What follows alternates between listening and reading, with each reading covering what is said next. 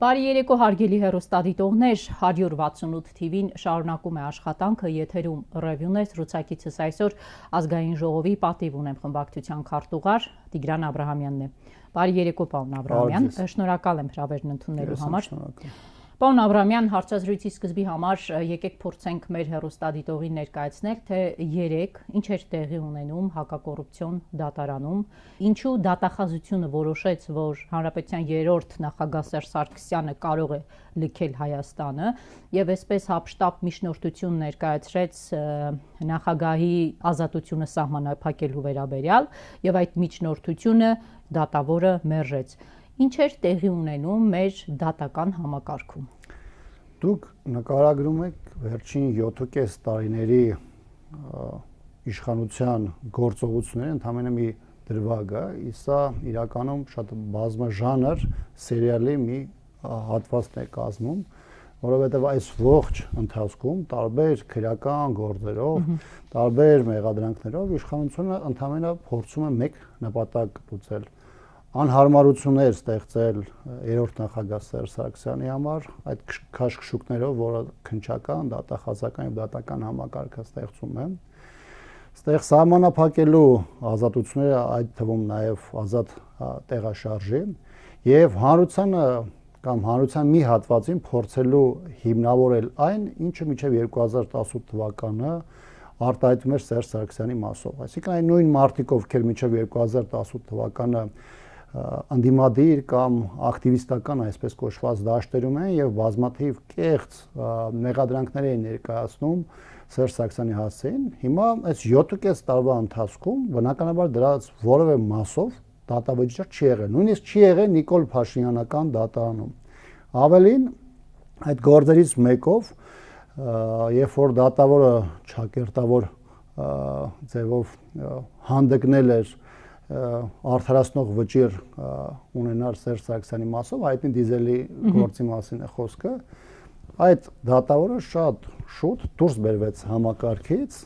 արհեստական նկատողությունների միջոցով եւ դատախազությունը բողոքարկեց գործը եւ փորձում է այլ դատավորով այս գործը զարգացնել։ Այստեղ երկու խնդիր կա, որ փորձում է իշխանությունը լուծել։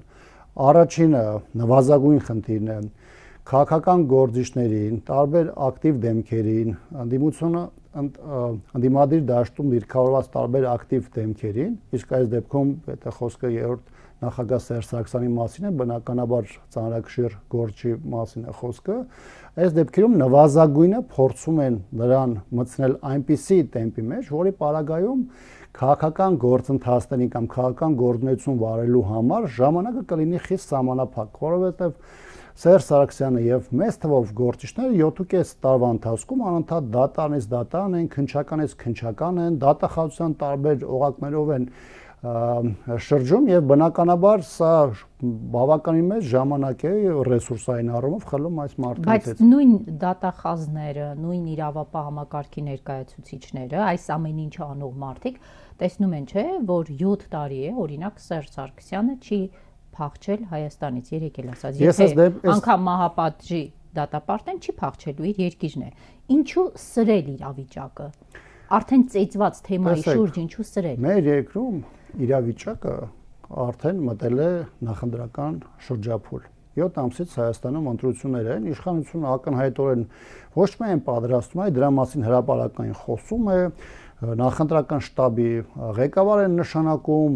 մարդիկ են առաջադրվում սկսած Փաշինյանից եւ այլն, հիմա իրավիճակը ակտիվացման մտել է նախընտրական տրամաբանության մեջ։ Հիմա սրանք 7.5 տարի առաջ սկսած ամեն տարի թիրախավորել են քարոզչական բոլոր գծերով, թիրախավորել հանրապետականին, Սերժ Սարգսյանին, վերագրել են բաներ, որը որևէ ձևով չի հաստատվում, հասկանում եք։ Հիմա երբ որ սրա մասին խոսենք 19-20 թվականին, միգուցե դուք ասեք, գիտեք, նախաքանության փուլը նոր է ավարտվել, դատական process-ներ են, բայց երբ որ սրանից անցել է արդեն 7.5 տարի, փորում, քերում են, մարդկանց տանում են ցուցմունք տալ են տալիս, հետո դրանք հերքվում է, չի հաստատում եւ այլն, հիմա իշխանությունը պետք է փորձի տեմպի մեջ մնալ, որովհետև գալու է ժամանակը, երբ որ ընտրողները պետք է հարցի պատասխան տան։ Վերջապես այն մարդկանց, ովքեր ստով են կերակրել, հարցը չի առաջանում, բա եթե այս մարդը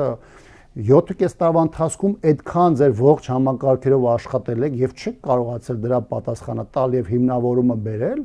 բայց 2018 թվականին ինչի process գեներացրեցիք նաեւ այդ հիմքով, ինչի է տարին ընթացքում մարդկանց թիրախավորեցիք, զրպարտեցիք, նաեւ դա վիրավորանք է ըստեյության մարդու, որ հանցանք չի գործել, բայց իրեն արդեն քարոշչական դաշտում իրենց հիմնական քարոշչական մեքենայով արդեն բաներ են վերագրում, որը չի համապատասխանում իրականությանը եւ իշխանությունը մտել է այդ փուլի մեջ։ Հիմա փորձում են մարդկանց ցույց տալ, այսպես ասած, իրենց ճակերտավոր լրջությունը, որ տեսեք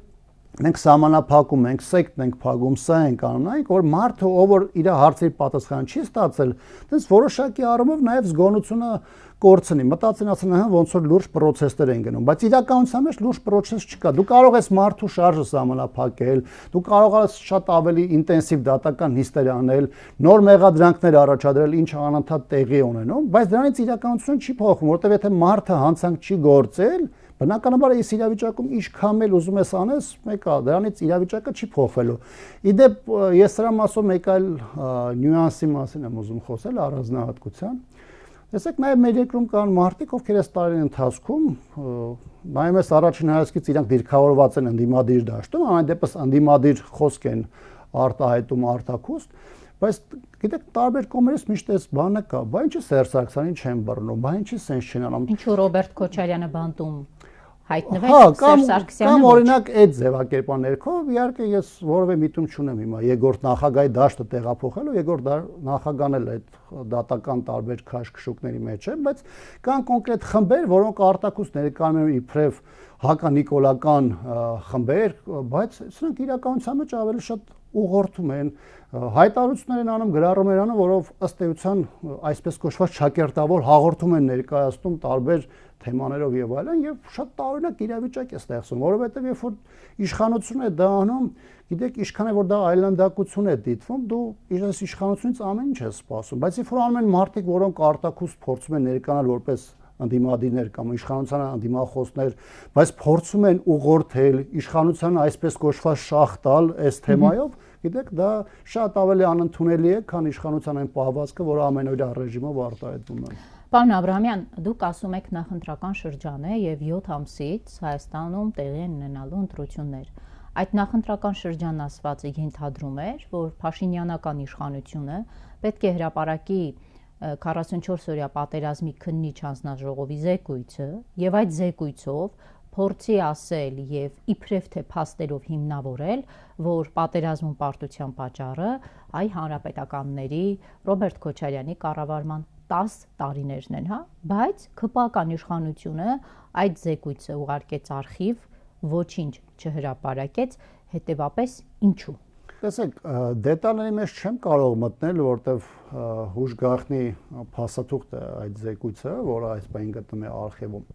Բայց իմ տպավորությամբ կարող եմ մեկ նախադասությամբ ձևակերպվել, որ այդ զեկույցում երրորդ նախագահի կամ նույնիսկ երկրորդ նախագահի նկատմամբ չկա այնպիսի վերագրող մեղադրանք, որը իշխանությունը այս տարիների ընթացքում ներկայացրել է դրան զուգահեռ։ Այսինքն չեն կարողացել ստեղծել, ծնել նման մեղադրանք։ Ես կարծում եմ, որ այդ զեկույցի հանրայնացումը հնարավորություն չէր տալու իշխանությանը ոչ միայն ընթացիկ ժամանակահատվածում, այլ քարոզչական շրջանում դա օգտագործել նախկին բոլոր կառավարությունների դեմ, առաջին, երկրորդ կամ երրորդ նախագահի դեմ, եւ ես կարծում եմ, որ իրանք այլ տակտիկայով են առաջ շարժվելու։ Այս զեկույցը օդում չի մնալու, կոնկրետ մարդիկ կան, նվազագույնը 1 մարդ տեսնում են, բայց կարող են ավելի մեծ լինել այդ մարդիկ այդ զեկույցում, եւ ես կարծում եմ, որ ընտրությունների նախընտրական ժամանակահատվածը ինչ որ հանգրվանային փուլում բարձրացության մարդ է ձերբակալվելու, կալանավորվելու, ով ներկայացվելու է որպես այս պատերազմի գլխավոր անձագործներից մեկը։ Մեկ վարքյան եկեք ճակերտները բացենք։ Ճակերտները երբ ասում եք բարձրաստիճան մարդը նկատի ունեք զինվորական թե քաղաքական պաշտոնի։ Տեսեք, չեմ կարող հանրայնացնել, որովհետև դրա իրավունքը օրենքը չի տալիս, բայց կարող եմ ասել, դա մարդ է, ով այդ պաշտոնում նշանակվել է Նիկոլ Փաշինյանի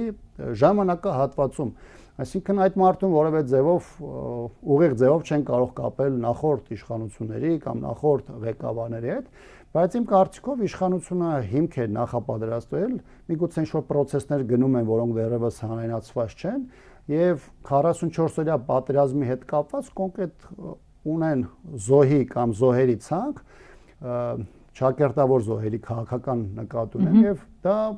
միանշանակ հանրայնացվելու եւ գործողություն է լինելու։ Ձեր ասած Պաշտոնյան քաղաքական գործուն ընդդիմադիր քաղաքական գործունեությամբ է զբաղվում, որը պետք է ձերբակալվի ըստ այդ զեկույցի։ Տեսեք, ես ներկայացնում իմ տպավորությունը, Ձեր տպավորությունը, բայց ցավով եմ ասում, որ ես չեմ կարող շատ ավելի բացել փակ գծերը, քան միջև էս բանը։ Լավ, ասեք դաշտում տեսանելի է որպես քաղաքական ֆիգուր, թե ոչ, հանգիստ անցել է թոշակի։ Ոչ։ Արեք, չասեմ ինչ է անում, ինչով է զբաղված, բայց շատ լավ։ Եթե դուք ակտիվ ընդդիմադիր գործունեություն չի իրականացնում։ Ձեր ասացի տրամաբանությամբ, պարոն Աբրամյան, եթե իշխանությունը զոհերի ցուցակ ունի, այս իշխանության համար ձեռնտու չէ երկրորդ եւ երրորդ նախագահներին այդ ցուցակի առաջին եւ երկրորդ համարում կարգել։ Գիտեք, մեկ բան է, որ դու տանում ես առաջին երրակում ես կարգում, մեկ այլ բան է, որ դու ներկայացնում ես այնպիսի հիմնավորում, ինչքան որ դրանք լինի կեղծված կամ մանիպուլյացիոն բավականին մեծ շարժերով, որը դու կարող ես նաև հասարակությանը դա հասցնես, որովհետև հասարակությունը կամ հասարակության մի մեծ հատված կա, որ կարող է առաջին երկրորդ օրը այդ աղմուկի մեջ չմբռնի իրականությունը, բայց երրորդ, չորրորդ, հինգերորդ օրը սկսում է արդեն, երբ որ իր համար անալիզ է անում, սկսում է հասկանալ, թե իրականում ինչ է կատարվում։ Այսինքն պարզ է, չէ՞, որ Փաշինյանը շատ մեծ ցանկություն ունի, որպեսզի իր նախընտրությամբ ներկայացնի մարդիկ եւ կոնկրետ գործընթացների համար նշանակի թիվ 1 պատասխանատուներ։ Բայց այն հիմնավորումները, որ դու պետք է տակը փնտրես, գտնես, հնարես, հորինես եւ դրես, դրանք պետք է այնպեսի ծավալ ունենան, որպեսզի կարողանան ինչ-որ ձևով նաեւ մարդկանց մոտ արժանահավատություն առաջացնել։ Այսինքն, այստեղից կարող ենք անել եզրակացություն, որ երկրորդ եւ երրորդ նախագահներին թիրախավորելը այլևս Փաշինյանի համար քվեաբեր գործ չէ, ինքը պետք է անցնի այլ ֆիգուրների։ Գիտեք, այն մեղադրանքները, որոնք հնչեցվել են եւ մինչեւ 18 թվականը եւ 18 թվականից հետո, որոնք նաեւ ուղեկցվել են վիրավորանքի զրպարտության բավականին մեծ չափականակով, տարբեր զեկույցներում, իդեպ նաեւ նույնը վերաբերում է 2016 թվականի պատերազմի այդ զեկույցում, որը կիսաբաց, կիսափակ ռեժիմով իրականացվել, այն մեղադրանքները, որոնք վերագրվել են մինչեւ այդ քարոզչական կամ նույնիսկ քաղաքական բառապաշարում, դրանց միգուցե ասենք 5%-ը խնդիրների կարելի է գտնել այդ զեկույցներում։ Այսինքն նույնիսկ այն զեկույցները, որոնք նրանք են նախապատրաստել, որովհետև եթե զեկույցում բան ես գրում, պետք է փորձես հիմնավորում գրես։ Իհարկե կան այնտեղ այդ զեկույցում հատվածներ, որոնք որոշակի գերարվեստական մաս են ենթադրում, ռազմաքաղաքական իրավիճակի բնութագրում կամ ներկայացում, որտեղ մի քիչ ավելի անկաշկանդ են տեքստեր հաղորդելու, այդ քաղաքական մասը ներկայացնելու համար եւ տեղ փորձում են տարբեր գործիչների նկատմամբ շատ ավելի ընդգծված մեղադրանքներ հնչեցնել, բայց որտեղ գալիս է փաստական մասին, որտեղ գալիս է պատասխանատուներին, իդեպ այդ զեկույցում կան կոնկրետ ստորաբաժանումներ, այսինքն զորամասի համարներ, ստորաբաժանումներ, որոնք մեկը խնդիր է կատարել, մեկը խնդիր չի կատարել, մեկը հրաման չի կատարել, մեկը դասալքության է դիմել եւ այլն եւ այլն։ Եվ գիտեք, երբ որ դուք նայում եք այդ ամբողջականի մեջ, դրա տակ որոշակի բաներ է, չէ՞ դրվում, փաստեր պետքա դնես։ Կարող է դրանք թերի լինեն, կարող է դրանք քիչ լինեն, բայց պիտի փաստեր դնես։ Հիմա դու չես կարող փաստեր հնարես բերես դնես ու դա կապես մարդկանց հետ, որոնք առողջություն չունեն այդ գործողությունների հետ կամ այդ պարտության հետ։ Եվ այդ զեկույցում, երբ որ դու կարդում ես, անուղակի եւ ուղակի առումով անուղակին վերաբերում այն մարդկանց, որոնք իրենց կողմից նշանակվել են կամ այն քաղաքականությանը, որոնք իրենք են վերել ներդրել։ Ուղակի եւ անուղակի առումով շատ հստակ երևում է տեղ Նիկոլ Փաշինյանը այդ ամեն ինչի գլխում, հասկանում եք, եւ որքան էլ նրանք ուզենան սրանից կամ նրանից փախեն, մեկ է տեղ իրենց դեմքը այդ ամեն ինչում հստակ ուրվագծված է եւ նաեւ դրանով է պայմանավորված, որ այդ զեկույցի ամբողջական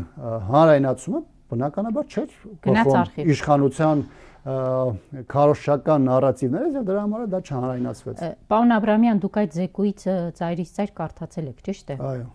Ես հաջորդ հարցը որ տամ, ուզում եմ անպայման ձեր ձեռքը ձեր սրտին դրած անկեղծ, շատ անկեղծ պատասխանեք։ Երբ կարդում եք այդ զեկույցում չկային սխալներ, որոնք հանրապետական կուսակցությունը իր կառավարման 10 տարիներին գործել է, դրա համար էլ ինչ որտեղ ունեցել ենք պատերազմի նման արդյունք։ Ես այս դեպքում կրկին համեմատություն դիտանեմ 2016-ի զեկույցին Երբ որ 2016-ից զեկույցը ես կարդացի, շատ ավելի վաղ նաև ես ինքս որոշակի որոշակի չասեմ, շատ խոր ուսումնասիրություն իրականացրել, ավելին ասեմ, ես 2016 թվականի մարտական գործողություններից հետո շատ խոր աշխատել եմ առաջնագծում, դա այն փուլն էր, երբ որ մի կողմից վերացվում էր այն հիմնական խնդիրները, որոնք մենք ունեցել էինք պատերազմական գործողությունների ժամանակ, եւ նաեւ դա այն շրջափուլն էր, որի հիման վրա նաեւ գնալու էր որոշակի վերափոխումներ զինված ուժերի արդիականացման ծրագրերում եւ նաեւ տարբեր նոր ծրագրեր են իրականացվելու զինված ուժերում։ Եվ ես հանդիպել եմ եւ խնդիրների, որոնք առկա են եղել 2016-ից հետո, ես տեղյակ եմ այն լուծումների, որոնք տվել են 2016 թվականի պատերազմական գործողությունից հետո, եւ ես տեսել եմ, որ 2020 թվականի պատերազմյան ժամանակահատվածում նախկինում տրված լուծումները ինչ որ փուլում կանգնեցված են եղել։ Հասկանում եք, դրա մի մասին նաև գլխավոր շտաբի նախկին պետ Մովսես Հակոբյանն իր հայտնի ճեպազրույցում խոսել պատերազմից հետո զինված ուժերի արդիականացման այդ ծրագրի հետ կապված, որ որոշակի փոփոխություններ են եղել։ Իհարկե դա փակ գաղտնի փաստաթուղթ է։ Ես իհարկե որոշակի առումով գիտեմ, թե ինչի մասին է խոսքը, բայց գիտեք, այս իշխանությունը նույնիսկ այն վերափոխումները եւ այն դասերը, որոնք խաղվել էին 16-ից հետո, նույնիսկ դրանց մի մասը, որոնք կարող էին արդյունավետ լինել եւ 44-օրյա պատերազմի համար այլ ելք ուրվագծել, նույնիսկ դրանք չեն արել։ Եվ ես կարող եմ շատ երկար խոսել եւ բավական մեծ տեղեկանքներ սարքել, թե ինչ կարելի էր անել մինչեւ 2018-ը, ինչ կարելի էր անել 18-ից 20 ժամանակահատվածում, բայց խնդիրը այն է, որ դրանից որևէ բան չի փոխվում։ Եվ զինված ուժերում առնվազն կա երկու ուղղություն, որտեղ ես տեսնում եմ, որ պետք է արմատական փոփոխություններ լինեն, բայց այդ արմատական փոփոխությունները լինելու փոխարեն այսօր իշխանությունը լրիվ այլ մոտեցում է ընտրել։ Այսօր զինված ուժերը տարբեր բառապաշար են դրա մասով օգտագործում, որ խնդիրը մարտունակությունը չի, պաշտպանողականությունը եւ այլն, ավելի շատ են խճճում մարդկանց։ Իրականում գլխավոր խնդիրն է հասկանալու յուրաքանչյուր փուլում 16-ից առաջ, 16-ից հետո, 44-օրյա պատերազմից առաջ եւ հետո Հայաստանը գնահատել Հայաստանի շուրջ ռազմաքաղաքական իրական վիճակը, դրանում արկա ռիսկերի եւ սպառնալիքների առումով, հիմքում ունենալով քո երկրի ժողովրդագրական վիճակ, տնտեսական իրավիճակ, ներհասարակական հարաբերություններ եւ կառուցել անվտանգության ապահովման կոնցեպտը։ Այսօր Հայաստանում դա չի կառուցվում։ Հայաստանում դա չի կառուցվում, որտեղ իշխանության համար, ինչպես խոստովանում էր իրենց պաշտպանության նախարարը, պետք է իրականացվեն փոփոխություններ, որոնք ցանկալի եւ հաճելի են հասարակության համար, հասկանում եք։ Ինչ է նշանակում բանակի դեպքում ցանկալի եւ հաճելի եւ պարոն Աբրահամյան, արդյոք այդ ցանկալի եւ հաճելի փոփոխությունն է Նիկոլ Փաշինյանի ասածը, որ մենք բանակում ունենք 30 եւ ավելի պայմանագրային եւ նրանք ստանում են 700,000 դրամ աշխատավարձ։ Դուք հասկանում եք, դա ինչ կատաստրոֆիկ թիվ է։ Զինված ուժերում այսօր կառավարության նիստում հպարտությամբ հայտարարել։ Տեսեք, պայմանագրայինների թիվը, ժամկետային ծառայողների թիվը գաղտնի տեղեկություն է, որը հրապարակման ենթակա չի, բայց մոտավորապես պատկերացումներով մարդիկ գիտեն, չէ՞, մեր երկրում մոտավորապես քանի զորամաս կա, սահմանը որոշակիորեն ճակատի մոտավոր կիլոմետրաժով մարդիկ տիրապետում են, թեև դրա մասին նաև հրապարակումներ են եղել, Ադրբեջանի հետ սահմանը 900 քանի կիլոմետր է կազմում։ Հիմա մոտավորապես մարդկանց համար կա պատկերացում, չէ՞, թե ինչքան պայմանագրայիններ ունենք։ Առնվազն հազարավոր պայմանագրայիններ ունենք։ Երբ որ մարդը, գիտեք, գնում է փոքրիկ բլեֆների, որոնք իրական իրանց տակը շատ ավելի մեծ բլեֆ են բարակում, ասում են, մեր մոտ պայմանագրայինը կարող է մինչև 700,000 աշխատել։ Մարդիկ նայում են, տեսնում են հազարավոր պայմանագրերից 31-ն է ստացել 5 գնահատական, այսինքն դա նույնիսկ 1% էլ չի կազմում այն թվի, որը Դե այստեղ Նիկոլ Փաշինյանը կասի թող գնան լավ սովորեն, քննությունները լավ հանձնեն, ատեստավորվեն, ստանան։ Ես մի հատ բան ասեմ, ինչը կարծում դες չի զարմացնում։ Տեսեք, երբ որ ատեստացիա հանձնում են եւ այդ 4 քննությունների հիման վրա գնահատական է նշանակում, դրանով է որոշում ատեստացիա անցնում է, չեն անցնում եւ համապատասխան սխալներով գումարներ են ստանում։ Զինծառայողների զորքերի անկախ նրանից պայմանագրայիններ են, պաշտպան հայրենաց ծրագրով են, պարտադիր ժամկետային ծառայողներ են։ Պաշտպանության նախարարություն ունի պարտավորություն։ Այդ 6-ամյա շրջափուլով ուսումնական ծրագիր է իրականացում։ Ուսումնական ծրագրի վերջում քննություններ են լինում, Բայց քննությունները ինչի համար է նախատեսված։ Կամ եթե մարդը գնացել է ատեստացիա 700,000 դրամ աշխատավարձի չի։ Լսեք, եթե մարդը գնացել է ատեստացիան կդրվել է, բայց մարդու գնահատականը ո՞նց են նշանակել այդ 6 ամսվա շրջափուլով։ Հասկանում եք, շատ մեծ հակասություն կա, սա մեկ։ Եվ երկրորդը ատեստացիայի համակարգը, որը ներկայացած որպես աշխատավարձի բարձրացում այս 2-3 տարի ընթացքում։ Ես ուզում եմ այդ կարևոր բանը ասեմ, որ հասկանալի լինի։ Տեսեք, զինված ուժերում ատեստացիա հանձնելու հնարավորություն ունեցել են զինված ուժերում ծառայողների կեսից քիչը։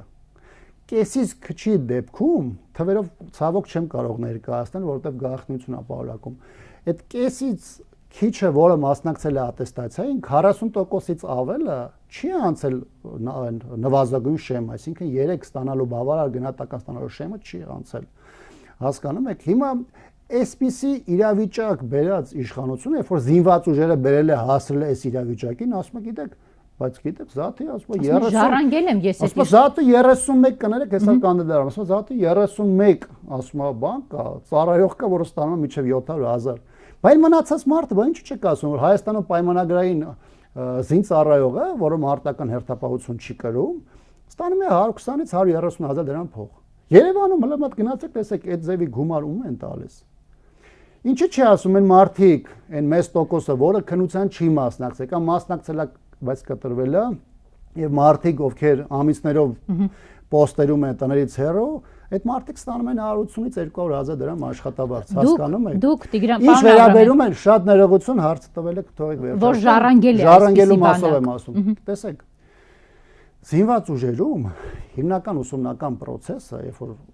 զինվորական պարտադիր ժամկետային ծառայողը գնում է ծառայության, հիմնական այդ ժամկետը ուսումնական փուլով անցնելու, դա 4.5-ից 6 ամիսն է։ Ну, որոշակի առանձնահատկություններ կա, դրանով է պայմանավորված։ Էլ չեմ ասում ցիկլը պարտադիր ժամկետային ծառայության, գոնե մինչև հունվարի 1-ը 2 տարվա ցիկլն է։ Հիմա դուք հասկանում եք 2018 թվականից հետո ինչքան է այդ ցիկլը ֆռացել է։ Այսինքն մարդիկ եկել են զինծառայող են եղել, գնացել են, դեռ իշխանությունն է փոխվել, կառավարությունն է փոխվել, պաշտպանության նախարարը փոխվել, դա լրիվ այլ հարց է։ Հիմա այն մարդիկ, ովքեր եկել են այդ ցիկլը անցել են այս իշխանության ժամանակահատվածում, ասենք 23 թվին եկել են, 25-ին զորացրվում են։ Հիմա այդ պարտադիր ժամկետային ծառայողների ուսումնական process-ի, դրա որակի կամ այդ զորքերի մարտունակության համար ինչ կապ ունի, ասենք, առաջին նախագահը, երկրորդ նախագահը կամ երրորդ նախագահը, հասկանաք, այդ ցիկլը ամբողջությամբ տեղի ունեցած ձեր ժամկետում։ Ընդ որում մենք մի ցիկլի մասին չենք խոսում։ 18 թվականից հետո բոլոր նշանակումները, այդքան գլխավոր շտաբի պետեր են փոխվել, այդքան պաշտպանության նախարարներ են փոխվել, այդքան վարչության պետեր են փոխվել, զորամասի հրամանատարներ են փոխվել։ Խոսում ենք 7.5 տարվա մասին, հասկանում եք, այդ ինչ հսկայական ժամկետ է։ Ո՞վ է դրա պատասխանատուն։ Նախորդ իշխանություններն են պատասխանատուն։ Դե ասում է բանակում այդ փոփոխությունները, դրանք 1-2 տարվա ընթացքում անելիք փոփոխություններ չեն։ Բարոյահոգեբանականից սկսած տարիներ է։ Բարոյահոգեբանական վիճակը, բանակի կերպափոխում ասվածը շատ ժամանակատար է։ Այսօրվա բարոյահոգեբանական վատ վիճակի պատասխանատուն այս իշխանությունն է առաջին հերթին երկու հանգամանքից ելնելով։ Առաջինը Հայաստանի զինված ուժերը, նաև հասարակությունը չեն հաղթահարել 44-օրյա պատերազմի ծանր պարտությունը, դրան հաջորդած Հայաստանի Հանրապետության դեմ հարձակումները, ագրեսիան ադրբեջանական, եւ դրան զուգահեռ, որպես երկրորդ հանգամանք, որը անընդհատ ուղեկցում է, դա իշխանությունների կողմից այն հայտարարությունները, որոնք ըստ էության բարոյալքում են զինված ուժերը։ Որն է բարոյալքում, որ ասում են մեզ պետք է մարտունակ, պետք է պաշտպանանք։ Չէ, դա առանձին անդրադառնալու հարց է։ Այն որ զինված ուժերը համարվում է այսօր 5-րդ կարգի կառույց իր ֆունկցիան կատարելու առումով, այն որ հերոսը ոչ թե օր ու գիշեր ծնի անձրևի շոկի պայմաններում առաջին գծում կանգնող զինծառայողն է, այլ հարկատունը, որոնց նկատմամբ որպես մեր քաղաքացիներ ինքս ունեմ հարգանք, բայց անհամեմատելի եմ համարում զինվորական ծառայության մարտական խնդիրներ կատարող անձնակազմի ոչ միայն համեմատությունը այլ ոլորտային մասնագետների, այլ կոնկրետ այդ մարդկանց կարգավիճակը կասկածի տակ դնելը։ Այն բոլոր հայտարարությունները, որոնք 1-2 զինվորականի մեղադրանք ներկայացնելու կամ թիրախավորելու համար ամբողջացվում էր եւ ներկայացվում էր բանակը որպես փախնողների, դասալիկների, խնդիր չկատարողների կառույց եւ այլն։ Հասկանում եք, այն իշխանությունը, որը այսպիսի հսկայական հարված է հասցրել զինված ուժերի բարոյական վիճակին, ըստ այդմ նաեւ զինված ուժերի մարտունակությանը, պարզապես իրավունք չունի խոսի ժամկետից, սրանից եւ այլն։ 7.5 տարի ժամկետ է եղել, սա հսկայական ժամկետ է։ Այո, կարան լինեն խնդիրներ, որոնք իրենց արդյունքը կարող են տալ 5 տարվա կտրվածքով, 7 տարվա կտրվածքով, բայց հասկանում եք, մենք եկել ենք հասել ենք մի հատ կետի, երբ որ այդ նույնիսկ միջնաժամկետ կամ երկարաժամկետ այդ կտրվածքային ծրագրերի պատասխանատվությունը արդեն ընկնում է իրենց վրա, որտեղ ժամկետի առումով իրանք շատ մեծ ցիկլ արդեն զինված ուժերի ղեկավարում կառավարում են իրականացնում։ Պարոն Աբրամյան, ես ձեր ասածից կարող եմ անել եզրակացություն, որ դուք կարծում եք, որ երբ Հայաստանի նախագահ Սերժ Սարգսյանն էր բանակում, այդ ձեր ասած խնդիրներից ոչ մեկ չկար։ Ոսկով ասում, որ որևէ խնդիր չի եղել։ Սերժ Սարգսյանի ժամանակահատվածում երկրորդ նախագահի կամ առաջին Այսինքն դա նորմալ է նաև, որ տարբեր իշխանությունների օրոք բանակում պետք է լինեն խնդիրներ։ Դա նորմալ է բոլորի պարագայում։ Խնդիրը այն է, թե արկա խնդիրները կամ բարքերը ինչ ազդեցություն ունենում զինված ուժերի մարտունակության վրա եւ ամենակարևորը մարտական խնդիրների կատարման վրա։ Ասում եմ, ես հանել եմ, չկա էլ մարտական խնդիր։ Թուրքիայի, Ադրբեջանի հետ մենք բարեկամանում ենք, ինչ մարտական խնդիր։ Արեք այս հիմքից ելնենք, այն ինչ որ դուք եք ասում։ Հայաստանում կա որևէ մարդ, ով երաշխիք ունի, նայեք չեմ ասում, վաղը մի ամիս հետո, որ երաշխիք ունի, որ 3 տարի հետո որևէ խնդիր չի առաջանալու Հայաստան-Ադրբեջան կամ Հայաստան-Թուրքիա պայմանական հարաբերությունում։ Մեր երկրում կա մեկ մարդ, որը երաշխիք ունի, որ այսօրվա իշխանության հայտարարած խաղաղությունը ոչ միայն հիմա գոյություն ունի, այլ 3, 5 կամ 10 տարի հետո որևէ խնդիր չի լուծելու։ Ոչ մեկ չգիտի, քնի վաղը կարթնանա, թե ոչ, պարոն Աբրամյան։ Սա մեկ, այո, հենց խնդիրը դա է, երբ որ դու չգիտես այսօր քնես վաղը կարտնաս, այս պարագայում դու ո՞նց կարաս ասես, գիտեք, խաղաղությունը գնում են կրճատման, չգիտեմ, ժամկետային ծառայությունն են կրճատում, այս ապարատն են կրճատում, սա անհրաժեշտություն չկա, նա չկա, մեր համար բանակը արդեն 4-րդական կառույցը, մենք պատերազմի խնդիր չունենք եւ այլն եւ այլն։ Եվ երկրորդը ցանկացած երկիր իր դերը կշիռը ցանկացած երկրի հետ հարաբերություններում առաջին հերթին պահպանում է իր անվտանգային կարողությունների հաշվին։ Ասում ինձ համար անվտանգությունը առաջին հերթին դիվանագիտությունն է, քաղաքականությունը, ինչ ասում է, միջև հիմա 30 տարի այդ անվտանգություն ասել են, պատկերացրել են խեղճ զինվոր։ Հիմա ասում է զինվորի ուսերից այդ ամեն ինչը վերցնում ենք։ Դիվանագիտություն, քաղաքականություն, նոր զինվոր։ Նախ խեղճը մեր զինվորը չէ, խղճուկը իրենց գլուխներն են ու իրենց ուղեղներն են, որոնք առկա են եւ մեր երկիրը բերել են հասրել են այս իրավիճակում։ Սա մեկ։ Երկրորդը, ով է ասում, որ դիվանագիտությունը ընդհանուր անվտանգության բաղադրիչ չի կազմում։ Ավելին ասեմ, դիվանագիտությունը այլ երկրների հետ հարաբերությունները, տարբեր կառույցների, այդ թվում ռազմաքաղաքական կառույցների հետ աշխատանքը եւ ընդհանուր հարաբերությունները դրանք գալիս են ամբողջացնելու ընդհանուր անվտանգային համակարգը յուրաքանչյուրը իր բաղադրիչով։ Զինված ուժերը դրա կենտրոնում է, բայց ինքը միակը չի, որը ապահովում է։ Ազգային անվտանգության ծառայությունը իր խնդիրներ ունի, ներքին գործերի նախարարությունը իր խնդիր ունի, դիվանագիտական արտաքին գործերի նախարարությունը իր ողջ հնարավորությունով իր խնդիրներ ունեն։ Հասկանում եք, դա մեծ ընդհանուր մեծ համակարգ է, որը յուրաքանչյուրը իր մասով բերում է եւ ապահովում է։ Տնտեսությունը իր ներգրավվածություն ունի, որտեղ առանց տնտեսության, առանց գումարի բնականաբար ոչ կարա սարդիականացումը խնդիր լուծես, ոչ լուրջ փողեր դնես զինված ուժերի զարգացման վրա, ոչ այն։ Այսինքն այն մարդիկ, ովքեր բացառում են այս կտորի կամ մյուս կտորի գոյություն, դրանք մարդիկ են կամ առասարակ չեն հասկանում ինչ է զինված ուժերը,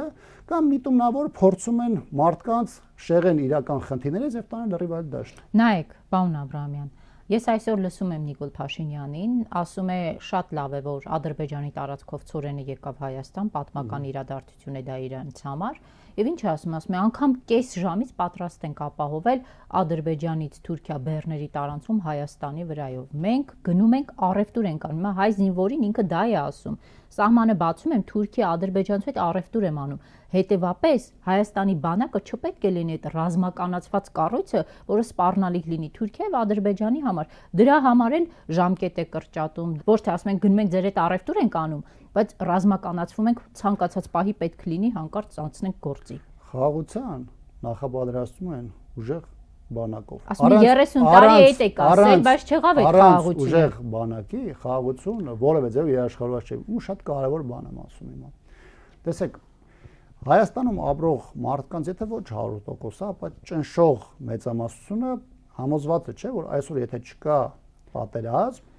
պայմանական խաղաղություն է ամեն մեկը իր պատկերացումներով, ապա հիմնական սպառնալիքը պայմանական, եթե մեկի մոտ 10%, 20% կամ 100%, դա առաջին հերթին Ադրբեջանից է, չէ։ Հիմա տեսեք, Ադրբեջանը գնում է հակառակ process-ի։ Ադրբեջանը 20-25 թվականների ընթացքում իրականացրել է բարեփոխումների բավականին մեծ ծավալի ներդրումներ նատոական չափանիշներով թուրքական մոդելով բանակի ստեղծման համար, որի ծրագրի ավարտը այս տարի արդեն ավարտվում է։ Սա ինչ է ենթադրում։ Սա ենթադրում է ողջ զինված ուժերի զինծառայողների ամբողջական վերապատրաստում, վերախմբավորում, նոր զորամասերի, այսպես ասած, կառուցում, նոր կոնցեպտ անվտանգության ապահովման դեպքում, սրան հատուկ սպառազինությամբ մեծ թվով երկրներից, Իսրայելից, Թուրքիայից, Չինաստանից, եվրոպական տարբեր երկրներից, Պակիստանից, Ադրբեջանը 5 տարի է մեծածավալ զինտեխնիկա եւ սպառազինություն է գնում։ Նիկոլ Փաշինյանը ինչքան էլ վազի չի կարող հասնել հետևներից։ Լսեք, հիմա ինչ եմ ասում։ Հիմա եթե այս երկիրը հիմա իմիջիայից ամսութին էլ պարադանում, տոնում է Հայաստանի ջախջախումը եւ Հայաստանի նկատմամբ այն վիրավորական ողջ չափականակը, որ այս տարին հնչեցրել է, մի հատ էլ ամսի 8-ին է հնչեցնելու այս ձեր ասած խաղաղության պայմաններում։ Հիմա մեր հասարակության համար հարցը չի առաջանում։ Լավ, եթե խաղաղությունն է, եթե այս մեկը ասում է, գիտես, դե խաղաղությունն է, բանակը կարան կրճատենք, էս են կրճատում, այն են կրճատում, էս են հանում, բյուջեն են կրճատում եւ այլն։ Որովհետեւ ասում են ինչքան էլ վասել չեք հասնելու նրանց հետևից։ Բայց մյուս երկիրը ինչի է գնում լրիվ հակառակ ուղղությամբ։ Լավ, եթե խաղաղությունը Ադրբեջանը ում դեմ է պատերազմին, չեմ ասում է վաղը պատերազմ ալելու, բայց Ադրբեջանը հասկանում է, չէ՞, գոնե Ադրբեջանում հասկանում են, որ զինված ուժերը եւ մարտունակ զինված ուժերի, արդիականացված զինված ուժերի արկայությունը իրանց համար հնարավորություն ալելու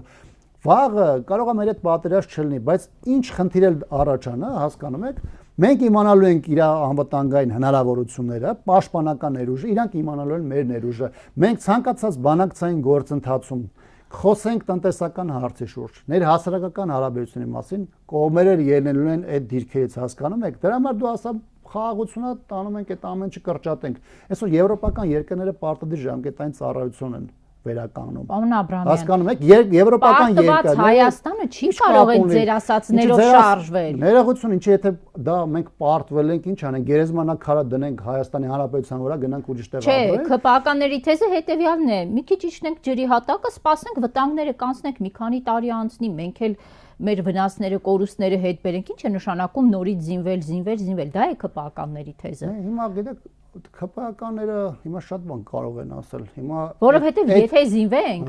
մենք կջղայնացնենք Ալիևին, կանցնի գործի։ Ժողովուրդ է դեպ ուզում։ Հիմա պաշտպանության նախարարը 2 օր առաջ ճեպազրույց էր տալի, ասում էր Ֆրանսիայից թիվ էր ասում, չեմ հիշում արդեն, ասում էր 23 թվականին այսքան զենք զինամթերք են գնել, ասում էր 24-ին էս են գնել եւ այլն։ Բայց դա ջղայնացնել է օրինակ։ Հիմա մենք ինչի մասն ենք խոսում։ Մենք ասում ենք գնանք տարածաշրջանում սպառազինության մրցավազք հրահարենք, իսկ դրա մասին չեմ խոսում։ Մենք խոսում ենք նվազագույն մարտական խնդիրների կատարման մասին, հասկանում եք։ Ինքն ասում է, մենք մեր ոտքը պետք է մեր վերմակի չափով մեկնենք, դա եմ անում։ Գիտեք, ինքը դրա համար դա չի ասում։ Ինքը որտեղ տեսնում է, ինքը ավելի լավ պայմանական եմ ասում, $1 միլիարդ դնի ասֆալտի շինարարության վրա, որը մարդկանց դեմքին բոլորի միանգամից տեսանելի է դառնում, քան ինքը $500 միլիոն ավել բերի տեզնի զինված ուժերի համար,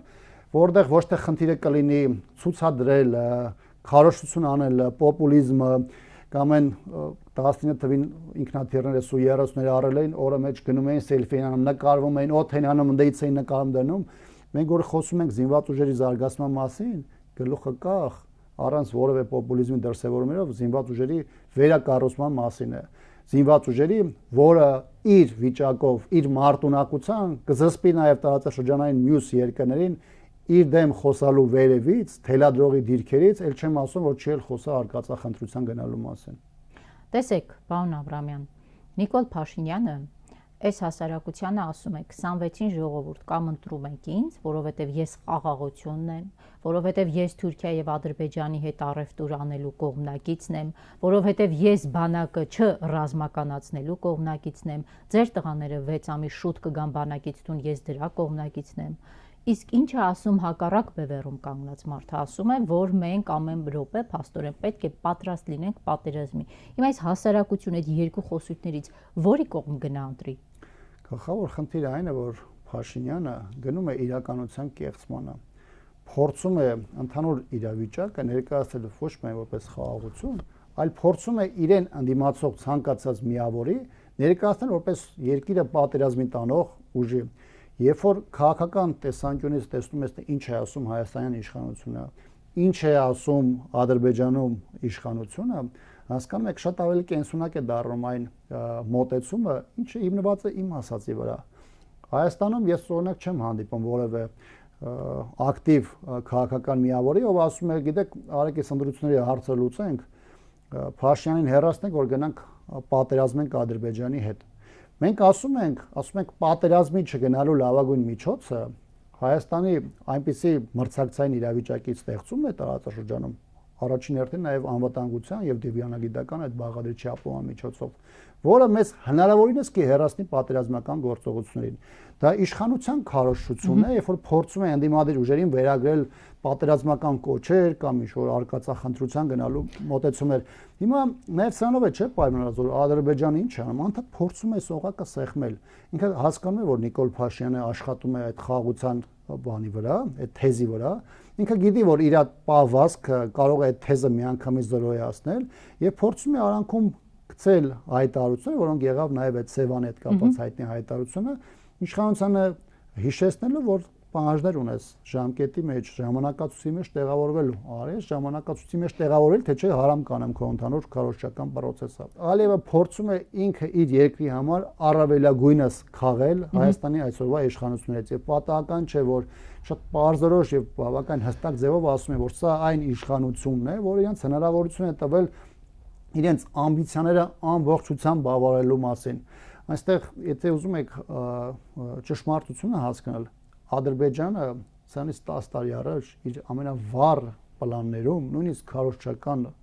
պլանավորման մեջ երբևէ այսպիսի կարգավիճակ չի էլ պատկերացրել։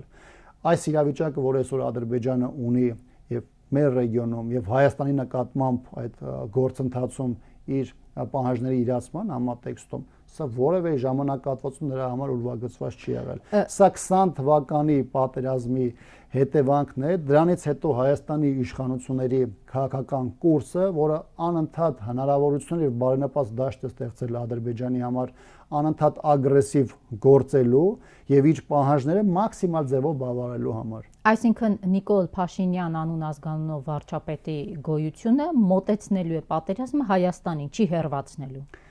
Գիտեք, Նիկոլ Փաշինյանի ճարպկությունը որտեղ է դրսևորվում։ Նիկոլ Փաշինյանը փորձում է կարճաժամկետ կտրվածքում մարդկանց ապահովել տեսարաններով, հացով եւ տեսարաններով, պատկերավոր ասած,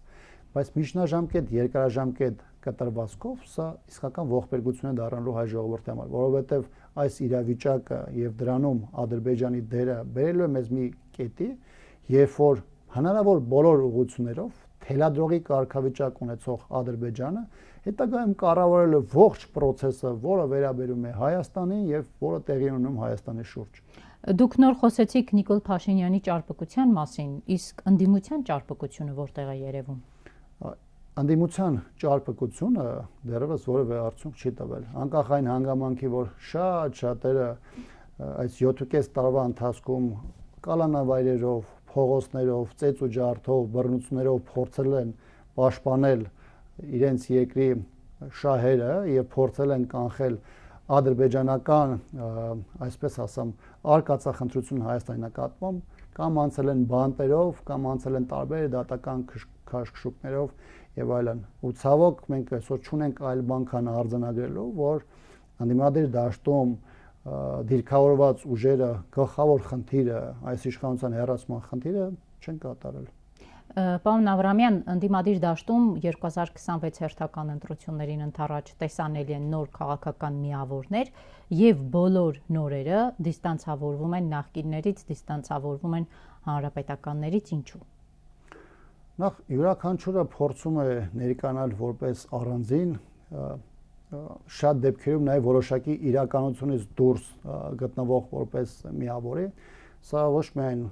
25-ի կամ 26-ի ընթառաջ է տեղի ունենում, սա առասարակ տեղի ունեցել 18-ից սկսած ողջ ժամանակահատվածում, երբ որ նույնիսկ շատերը չունեն այդ հարցի պատասխան, թե ինչի են դիստանցավորում այս կամ այն ուժին։ Իհարկե իմ համար շատ տարօրինակ է, որ դուք անդադ առանձնացնում եք հանրապետականը, որ գիտեք հանրապետականից են ուզում դիստանցավորել, ես կարող եմ հակառակն ասել, որ այս ընթացքում հատկապես 20 թվականից հետո բոլոր այն ուժերը, որոնք փորձել են մեր երկրում որևէ իրավիճակ փոխել,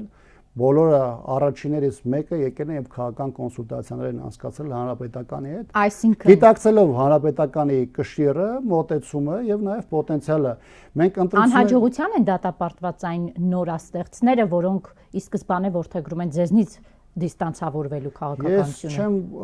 ցանկանա, որպեսզի մեզ լսող մարդիկ իմ խոսքում մեծամտություն հանգարց տեսնեն այս տեսանկյունից։ Ես չեմ ուզում ասել, որ հանրապետականն է process-ների, ընդդիմադիր դաշտի process-ների առանցքը կամ կենտրոնը եւ նրա շուրջը ամեն ինչ տեղի ունենում, բայց ես կարող եմ ասել, որ հանրապետականը ունի իր ուրույն եւ առանձնահատուկ դերը քաղաքական դաշտում, իր փորձառությամբ, նրանում տեղ գտած գործիչների